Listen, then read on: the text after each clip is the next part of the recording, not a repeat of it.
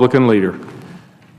Throughout the week, I've raised questions about the President's level of seriousness and engagement when it comes to resolving the short and long-term fiscal challenges that we face. I've done this because, as I said repeatedly, the President is the key to success in all of these discussions. So I'm hoping that when Secretary Geithner comes up to the Capitol today, he brings a specific plan from the President that the two parties could agree to for the good of the country. I hope to hear the administration's specific plans for protecting jobs and promoting economic growth for middle-class Americans while reducing the debt by strengthening entitlements, reducing Washington spending, and preventing a tax hike on every American taxpayer.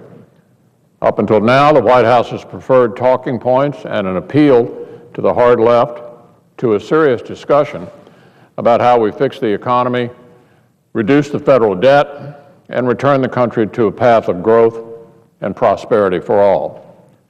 They're stuck on the same old, tired slogans. And it's really completely counterproductive. So this morning, I'd like to address one of these recurring talking points in a little more detail, in the hope that the White House puts it aside and starts talking in a way that suggests they're actually serious over there about finding a solution. I'm referring to the oft-repeated assertion by the White House and reporters alike that those of us who insist on not raising income tax rates on anybody are doing so to, quote, protect the rich, end quote. I assure you that has absolutely nothing to do with it. To check the polling data, the super rich vote for the Democrats. We're not insisting on keeping tax rates where they are to protect some tiny sliver of the electorate. We're insisting on keeping tax rates where they are, first and foremost, to protect jobs, and because we don't think government needs the money in the first place. The problem, as I've said, isn't that Washington taxes too little, but it's that it spends too much. But if more revenue is the price that Democrats want to exact for supporting other necessary reforms, then we should at least agree that we do it in a way that doesn't cost jobs and disincentivize work, as we all know raising rates would do. Now, a lot of people around here seem to have forgotten that we're still in the middle of a jobs crisis. I can tell you a lot of folks are hurting in my state of Kentucky. National unemployment still just a hair below 8%, and millions of Americans are still looking for work. So if it's an iron law of economics that you get less of what you tax, why on earth would we want to raise taxes on work? Rates matter because they affect behavior. The higher the tax rate, the higher the disincentive to work. This isn't just Republican orthodoxy, it's basic economics. As the nonpartisan Congressional Budget Office recently put it, quote, increasing revenues by raising marginal tax rates on labor would reduce people's incentive to work and therefore reduce the amount of labor supplied to the economy. That's the CBO, not the Republican National Committee. And they go on to say over at CBO, by itself, that would decrease output in the medium and long term. So in the middle of a jobs crisis, that's the last thing we ought to be doing. Couldn't we at least agree on that? The negative effect that raising rates has on labor is so widely acknowledged that the Joint Committee on Taxation actually has models that incorporate the effects of doing it. They also know that higher rates increase the incentive to shelter income from taxation. When rates are higher, the people paying them try even harder to keep the government from taking what they earn. In short, raising rates means less labor, less investment, and more incentive for the wealthy to waste money in an attempt to shelter what they've earned. We can quibble about the magnitude of these effects, but everyone agrees that they exist.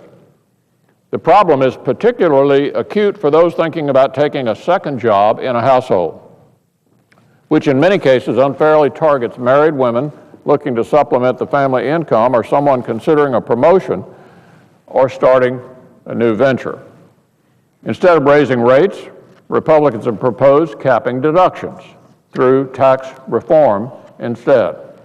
If the only way to get Democrats to agree to pro-growth tax reform and meaningful entitlement reform is through more revenue, a smarter way to do it is by capping deductions. Capping deductions, or tax expenditures, as some people call them, is a far less painful, more economically sound way of closing deficits. And the Congressional Budget Office agrees. As the CBO recently put it, increasing revenues by broadening the tax base would probably have a smaller negative effect, or even a positive effect, on the amount of labor supplied. The White House likes to say that you can't come up with a realistic plan to reduce the deficit without raising tax rates. It's just not true. Not only are there plenty of ways to do it, there are ways to do it that minimize the disincentive to work, and they can be found right in the President's own budget. In the President's own budget, he proposes 3 different ideas that combined dwarf the $442 billion revenue his own Treasury estimates he could grab from increasing the top 2 rates. All of them cap the amount that higher income Americans can deduct from their income taxes, and all of them do it in a way that is far less damaging than raising those tax rates while protecting middle class taxpayers. Look, I don't like any of these ideas. They all hurt somebody. The government spends way too much money as it is. And frankly, I don't think the Democrats are any more interested in using new revenue to lower the deficit now than they've ever been. But don't tell me you have to raise rates to do it. It's just not true. And the longer Democrats keep saying it, the longer it's going to take to come up with an agreement. The only reason Democrats are insisting on raising rates is because raising rates on the so-called rich is the holy grail of liberalism. The holy grail of liberalism. Their aim isn't job creation. They're interested in wealth destruction. Not job creation, but wealth destruction. The President needs to realize that he wasn't elected President of the hard left of the Democratic Party. He was elected President of the United States. He's the steward of the nation's finances. He's got a responsibility to everyone to work out an agreement. And that means he's got to come up with something that can get through a Republican House of Representatives. So we're waiting on the President. We can still get there, but he's going to have to lead, and he can start by putting the campaign talking points on the shelf. I know that whacking the rich works politically. It worked pretty well for him in his campaign. I get it, but the election's over. It's time to lead.